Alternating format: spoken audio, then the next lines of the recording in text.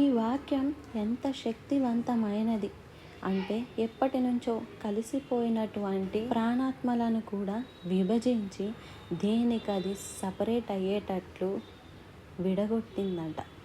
దేవుని వాక్యం సజీవమైనదై రెండంతులు గల ఎటువంటి ఖడ్గము కంటే వాడిగలదై ఈ రెండిటిని విడగొట్టి ప్రాణాన్ని ఆత్మని వేరుపరచింది. అర్థమైందా? ఇప్పుడు ఆత్మ సంబంధి, దేహ సంబంధి, ప్రాణ సంబంధి 3 వర్గాలు అయినాయి.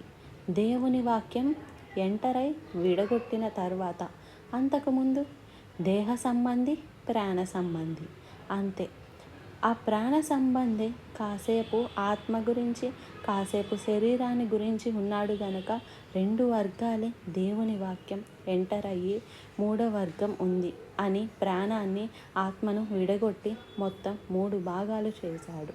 3వ భాగంలో అందులో ఉండాలి మనం ఆత్మ సంబంధులం. ఎందుకు కావాలంటే ఆత్మ నుండి ఉన్నతమయ్యేది, పర్మనెంట్ అయ్యి శాశ్వతమైనది, మూలమైనది, శరీరము నుండి ఉత్పత్తి అయ్యేది శాపగ్రస్తమైనది మంచిది కాదు. గలతీ 5వ అధ్యాయం 17వ వచనం.